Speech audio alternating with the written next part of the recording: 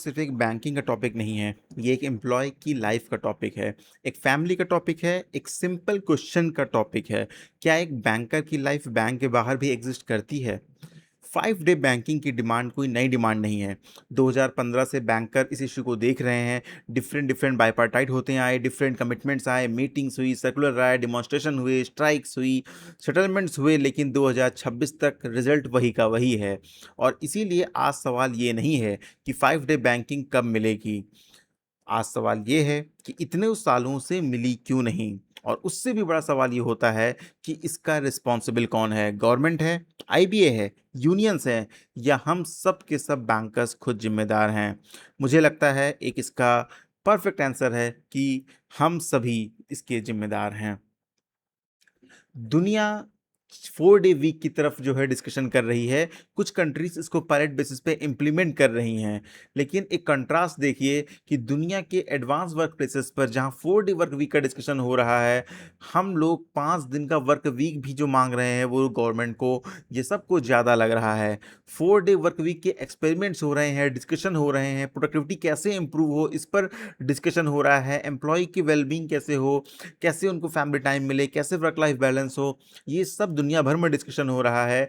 दुनिया के भर से मतलब मेरा मतलब साउथ अफ्रीकन या उन कंट्रीज से नहीं है, अफ्रीकन कंट्रीज से जो बेहद अंडर डेवलप्ड है। मेरा मतलब है जो डेवलप्ड कंट्रीज हैं, हम जिनसे खुद को कंपेयर करते हैं। लेकिन हमारे लिए बैंकर्स की सालों साल से, 10 साल से, 15 साल से सिर्फ यही डिमांड चलती आ रही है, क्या हमें सारे सैटरडे ऑफ भी नहीं मिल सकते हैं? जबकि इंडिया में ही डिफरेंट डिपार्टमेंट जो है वो सारे सैटरडे ऑफ रहकर काम कर रहे हैं। ये कहानी शुरू होती है बेसिकली 2012 से ही, क्योंकि सेटलमेंट हमारा बाइपार्टाइट ड्यू था।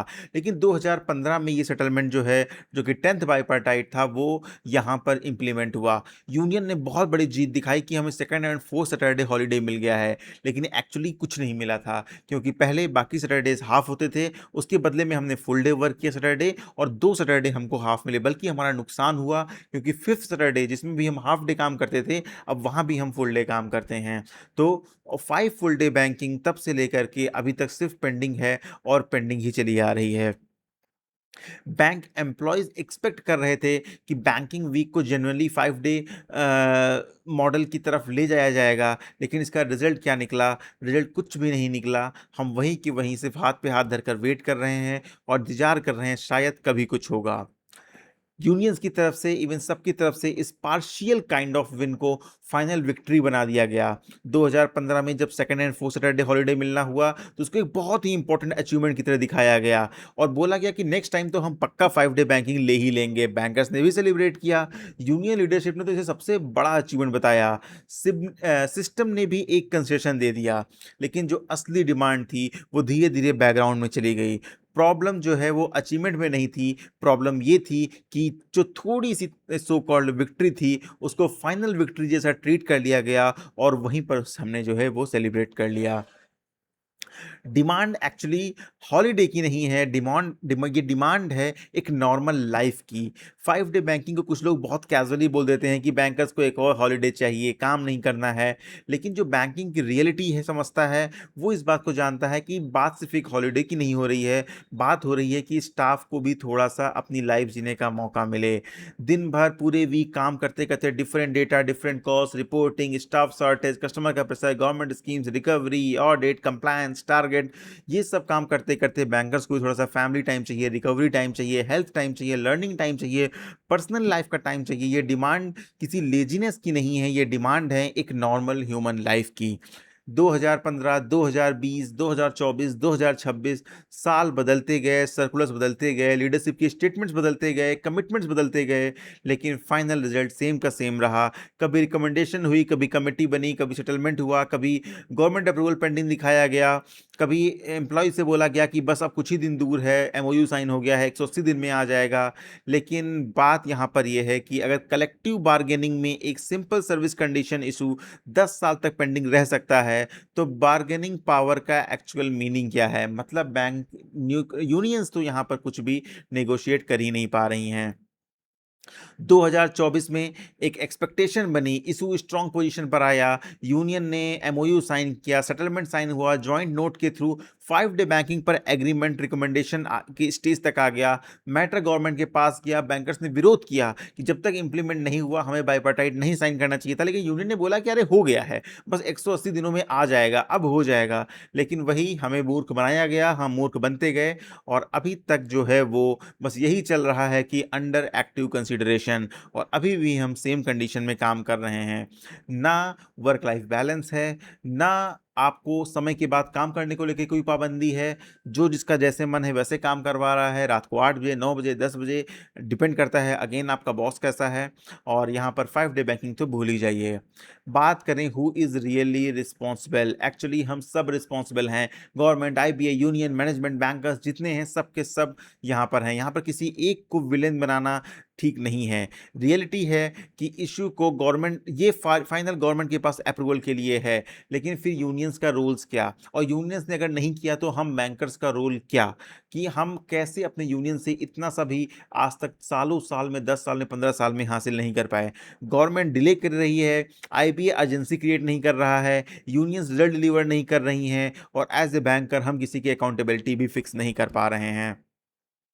गवर्नमेंट डिले की बात करें तो सबसे पहले गवर्नमेंट, अगर मैटर एग्रीड स्टेज तक पहुंच गया, रिकमेंडेशन भी हो गई, वीकडे आवर्स एडजस्ट करने का ऑप्शन अवेलेबल है, जिस पे भी डिस्कशन हो गया, तो फाइनल अप्रूवल इतने साल तक पेंडिंग क्यों? या फिर आप डिनाई कर दीजिए कि नहीं देना है, उसके बाद आगे का एजुटेशन देखते हैं। ठीक है, तो कोई ट्रांसपेरेंट रीजन क्यों नहीं? डिले हमेशा न्यूट्रल होता है, कभी बोला जाएगा कि अंडर एक्टिव कंसिडरेशन है, स्टेक होल्डर्स राजी नहीं है, इस तरह कर कर आगे हो जाएगा, चीज़ों को टाला जा रहा है। उसके बाद है आईबीए एंड मैनेजमेंट, आईबीए और बैंक मैनेजमेंट एंड जब बैंकिंग सिस्टम बैंकर से क्या एक्सपेक्ट करता है, जो एक बैंकिंग सिस्टम है, जो एक बैंक मैनेजमेंट है, एक्सपेक्ट करता है कि हम टारगेट्स दें, पूरे हो, बिजनेस बढ़े, रिकवरी अच्छी आए, बैंक का कंप्लायंस पूरा हो, कस्टमर सर्विस अच्छी हो, ऑडिट हमेशा जो रेडीनेस रहे, गवर्नमेंट स्कीम्स का इंप्लीमेंटेशन हो, डिजिटल एडॉप्शन हो, सब कुछ बहुत बढ़िया से हो। लेकिन एम्प्लॉय की वर्किंग कंडीशन का क्या, वो कभी अर्जेंट क्यों नहीं? ना वर्क लाइफ बैलेंस कभी अर्जेंसी में आता है, ना एम्प्लॉय की छुट्टियां कभी अर्जेंसी में आती हैं मैनेजमेंट के लिए, ना टाइम पे घर जाना कभी भी मैनेजमेंट के लिए अर्जेंसी में रहता है, सिर्फ और सिर्फ टारगेट्स ही अर्जेंसी में रहते हैं। एग्रीमेंट का कोई वैल्यू नहीं है, नेगोशिएशन का कोई वैल्यू नहीं है। फाइनल फेल्योर, यूनियन का फेल्योर, डिमांड को मेन रिजल्ट में कन्वर्ट कभी नहीं कर पाए। मैं ये नहीं कहूंगा कि यूनियंस ने कुछ नहीं किया, वो फैक्चुअली फेयर नहीं होगा, लेकिन रिप्रेजेंटेशंस हुए, सर्कुलर्स आए, डिमॉन्स्ट्रेशन हुए, तब सो कॉल्ड स्ट्राइक्स हुई, मीटिंग हुई, थोड़ा बहुत प्रेशर बनाया गया, लेकिन कोई भी ऐसा एफर्ट नहीं लिया गया जिससे कि ये रिजल्ट में कन्वर्ट हो सके। अगर 2015 से कोई डिमांड पेंडिंग है, मतलब बेसिकली 2012 से पेंडिंग है, जब आप 12, 13, 14 साल में अगर आप एक डिमांड नहीं बनवा पाते हैं, तो फिर यूनियंस होने का कोई फायदा नहीं है। यूनियंस का काम सिर्फ इलेक्शन जीतना नहीं है, सिर्फ post election banner, circular, conference, ये सब नहीं है। बेसिक पर्पस है एम्प्लॉय की सर्विस कंडीशन को इम्प्रूव करना। इसीलिए क्वेश्चन अनकंफर्टेबल होने चाहिए, हम लोग को पूछना चाहिए कि भाई टाइमलाइन क्या है, क्या आप प्रेशर बना रहे हो, नेक्स्ट नेगोशिएशन कब है, 6 महीने की बात की डेट क्यों है, 10 दिन की बात की डेट क्यों नहीं है, और इतने सालों से क्यों नहीं हुआ? अगर आप नहीं करोगे तो फिर आपकी अकाउंटेबिलिटी क्या है, हम आपको इस पोजीशन पे नहीं रहने देंगे। सख्त क्वेश्चन नहीं पूछते हैं यूनियन से हम, क्योंकि बस अपने ट्रांसफर पोस्टिंग में हम अटके रह जाते हैं। बैंकर्स का फेल्योर क्या है? हम बैंकर्स की रिस्पॉन्सिबिलिटी है, हम व्हाट्सएप पर तो गुस्सा करते हैं, कैंटीन में तो डिस्कस करते हैं, वीडियोस पर तो कमेंट करते हैं, लेकिन लीडरशिप को गाली भी देते हैं। लेकिन जब इलेक्शन आता है, यूनियन लीडर से बात करने का टाइम आता है, उनसे सवाल पूछने का टाइम आता है, तो ना हम उनसे सवाल पूछते हैं, ना उनसे हम सख्त क्वेश्चन पूछते हैं, ना हम उनका विरोध करते हैं। वही सपोर्ट देते हैं, वही लीडर्स रहते हैं, उन्हीं के प्रोमिस में घूमते रहते हैं। और आप खुद सोचिए, 10-15 साल हो जाना, ये एक बहुत बड़ा टाइम है। अपनी ज़िंदगी, कितने बैंकर्स ने तो अपनी जॉब कंप्लीट कर ली और उनको 5 डे बैंकिंग मिला ही नहीं। साइलेंस अगर हम बात करें तो क्या है? Fear plus silence equals to endless wait. ये बैंकिंग सेक्टर में बहुत कॉमन चीज़ है। लोग प्राइवेटली एंग्री होते हैं, कुछ लोग को तो फ़र्क भी नहीं पड़ता है। कुछ लोग अपने से ऐसे हैं कि जिनको इस इतना ज़्यादा अडॉप्ट कर चुके हैं चीज़ों को, कहते हैं हमें फ़र्क ही नहीं पड़ता है। ब्रांच लेवल पर ऑर्गेनाइजेशन बहुत वीक है, इलेक्शन के टाइम पर हैबिचुअल वोटिंग करने की है, और फिर नेक्स्ट सर्कुलर का वेट करते हैं। डेली व्हाट्सएप ग्रुप चेक करते हैं कि कोई नया अपडेट तो नहीं आया। अपडेट देख के फिर कहते हैं अरे कुछ नहीं होगा, और फ़ोन रखते हैं, सो जाते हैं। कस्टमर्स को प्रॉब्लम होगी, ये एक रीज़न दिया जाता है, लेकिन रियली क्या कस्टमर को प्रॉब्लम होगी? ये फेयर कंसर्न है, लेकिन ये बहुत ज़्यादा अपीलिंग कंसर्न नहीं है। 2026 की बैंकिंग को आप 1990 के लेंस से नहीं देख सकते हैं। आज के टाइम पर यूपीआई है, मोबाइल बैंकिंग है, इंटरनेट बैंकिंग है, एटीएम है, कैश डिपॉजिट मशीन है, बीसीज हैं, कॉल सेंटर्स हैं, डिजिटल स्टेटमेंट निकल आता है, ऑनलाइन सर्विस रिक्वेस्ट जनरेट होती हैं। एक बैंकिंग इकोसिस्टम जो है वो बहुत बड़ा हो चुका है। इसीलिए क्वेश्चन ये नहीं होना चाहिए कि सैटरडे ब्रांच बंद हुई तो बैंकिंग कैसे होगी। क्वेश्चन ये होना चाहिए कि कस्टमर सर्विस को बेटर करने के लिए और क्या हम प्लान कर सकते हैं ताकि जो 5 डे बैंकिंग मॉडल है वो इमीडिएटली इंप्लीमेंट किया जा सके। बैंकिंग यहां पर क्लोज्ड नहीं होगी, सिर्फ ब्रांच क्लोज्ड होगी। सारे के सारे जो आपके डिजिटल्स मीडियम हैं वो चलते रहेंगे। उसके बाद देखें तो आरबीआई, एलआईसी, गवर्नमेंट ऑफिसर्स सारे 5 डे वीक फॉलो करते हैं। तो बैंकर्स क्यों नहीं? क्या बैंकर्स ह्यूमन नहीं है? क्या बैंकर्स की फैमिली नहीं है? उनका पर्सनल टाइम नहीं है? वो घूम नहीं सकते हैं? वो घर नहीं जा सकते हैं? ये एक सवाल है जो पूछना होगा। वर्क लाइफ बैलेंस भी ये समझना होगा हमें कि ये एक लग्जरी नहीं है, ये एक इंपॉर्टेंट एस्पेक्ट है लाइफ का। ये आपकी प्रोडक्टिविटी को बढ़ाता है, हेल्थ को मेंटेन करता है, आपकी जो लाइफ है वो थोड़ा अच्छी रहती है, आप बड़ी बीमारियों से बचते हैं, बॉडी फिर से आप रिचार्ज करते हैं और साथ ही साथ अपनी डिग्निटी को मेंटेन करते हैं, अपने फैमिली, बच्चों, वाइफ के साथ, हस्बैंड के साथ टाइम स्पेंड कर पाते हैं। बर्नआउट जो है वो एक बिजनेस रिस्क है। एग्जॉस्टेड एग्जॉस्टेड एम्प्लॉय जो होता है वो कभी भी बेटर डिसीजन नहीं ले पाता है। थका हुआ एम्प्लॉय कभी बेटर कस्टमर सर्विस नहीं दे पाता है। मेंटल फटीग कभी कंप्लायंस और रिस्क को मिटिगेट नहीं कर पाता है। वर्क लाइफ का बैलेंस मतलब एम्प्लॉय को पैम्पर करना नहीं है। वर्क लाइफ बैलेंस मतलब है एम्प्लॉय को रिचार्ज होने के लिए टाइम देना ताकि वो आपके ही बैंक के लिए एक अच्छी सर्विस प्रोवाइड कर सके। कुछ कंट्रीज मैंने पहले ही बताया 4 डे वीक ट्रायल बेसिस पे इंप्लीमेंट कर रही हैं और हम अभी के अभी वहीं पर अटके हुए हैं। बैंकर्स का जो एक वीक होता है, अगर हम बात करें, बहुत आउटसाइडर्स जो बैंकिंग को सिर्फ एक काउंटर सर्विस समझते हैं कि कैश लेते हैं, चेक देते हैं, पासबुक अपडेट करते हैं। एक्चुअली में बैंकिंग इससे बहुत अलग है।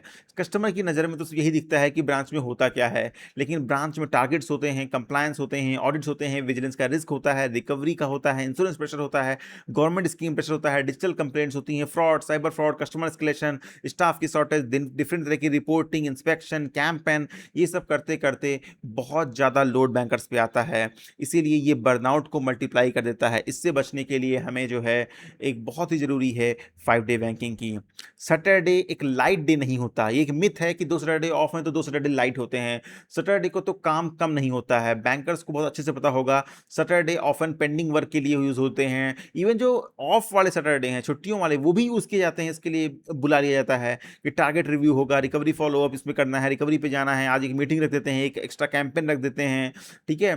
फ़ोन पे अवेलेबल रहिए, घर से फॉलोअप करिए। ये सब चीज़ें भी प्रेशराइज़ की जाती हैं और हमारे जो ह्यूमन राइट्स हैं उनका हनन यहाँ पर किया जा रहा है। इस डिमांड के पीछे सिर्फ एक बैंकर नहीं, एक फैमिली है, एक बच्चा है जो वीकेंड का वेट करता है, एक स्पाउस है जो कुछ प्लान बनाना चाहते हैं, चाहती हैं, पेरेंट्स हैं, हेल्थ है, पर्सनल रिस्पॉन्सिबिलिटीज़ हैं, सेल्फ लर्निंग है, रेस्ट है, लाइफ है। जब बैंकर सैटरडे ऑफिस जाता है तो सिर्फ उसका सैटरडे नहीं जाता, साथ ही साथ उसकी फैमिली का भी एक सैटरडे और एक छुट्टी जाती है। तो एग्जॉस्टेड बैंकर जो है वो एक बेटर सर्विस जो है कभी नहीं दे पाता है। 5 डे बैंकिंग को कस्टमर फ्रेंडली भी बनाया जा सकता है, मॉडल को इंटेलिजेंटली डिज़ाइन किया जा सकता है, सर्विस को और अच्छे किया जा सकता है, डिजिटल सपोर्ट को और स्ट्रेंथन किया जा सकता है, बीसी नेटवर्क को और स्ट्रॉन्ग किया जा सकता है। तो चीज़ें कस्टमर के लिए खराब नहीं होंगी, सिर्फ ज़रूरत है उसको अच्छे से प्लान करने की। एक और एंगल जो नॉर्मली डिस्कस नहीं होता वो है नेशनल एफिशिएंसी का। लार्ज बैंकिंग वर्कफोर्स अगर एक डे कम कम्युनिकेट करेगी तो फ्यूल कंजप्शन कम होगा, ट्रैफिक प्रेशर कम होगा, ब्रांच इलेक्ट्रिसिटी कंजप्शन कम होगा, जनरेटर डीजल का यूज़ बचेगा, कार्बन फुटप्रिंट रिड्यूस होंगे। एम्प्लॉय के लेवल पर एक स्मॉल लगेगा, लेकिन जब हम लाखों एम्प्लॉय की बात करते हैं तो यहाँ पर थोड़ा फ़र्क तो पड़ता है। पब्लिक सर्विस का एक नया मॉडल जो है रीडिफाइन करना पड़ेगा। कन्वीनियंस का मतलब ब्रांच सैटरडे को ओपन करना नहीं है। कन्वीनियंस का मतलब है हमारे डिजिटल मेजर्स जो भी हैं, जो भी ऑप्शंस अवेलेबल हैं, उनको बहुत ज़्यादा इफ़ेक्टिव बनाना है। बैंकर्स प्रोफेशनल हैं, ऑलवेज अवेलेबल लेबर नहीं कि एक ऐसा मजदूर जो हमेशा अवेलेबल है। बैंकर से प्रोफेशनल स्टैंडर्ड्स एक्सपेक्ट कर दिए, उनसे उनका काम एक्सपेक्ट करिए, ना कि ये कि उनको हम रात तक बैठाएंगे, उनको जब मन बुलाएंगे देखते हैं क्या कर लेते हैं, अगर कुछ बोलेंगे तो हम उनका ट्रांसफ़र कर देंगे या हम उनके खिलाफ जो है कुछ ना कुछ उनसे गलतियाँ होंगी उसमें फंसा देंगे। तो इस नज़रिए से देखना बंद करना होगा। डिमांड को इमोशनली ऑर्गेनाइज्ड बनना होगा। अब सिर्फ गुस्सा इनफ नहीं है, गुस्सा बहुत इंपॉर्टेंट है, उसको मेंटेन करना भी इंपॉर्टेंट है। बस किसी स्ट्रैटेजी के कोई भी गुस्सा कुछ नहीं होने वाला है उससे। डिमांड को ऑर्गेनाइज बनाना पड़ेगा, एक डिमांड रखनी होगी, एक क्लियर मैसेज रखना होगा, एक ट्रांसपेरेंट टाइमलाइन रखनी होगी, रेगुलर अपडेट्स लेने होंगे और जल्द से जल्द जो है इसको इंप्लीमेंट कराना होगा।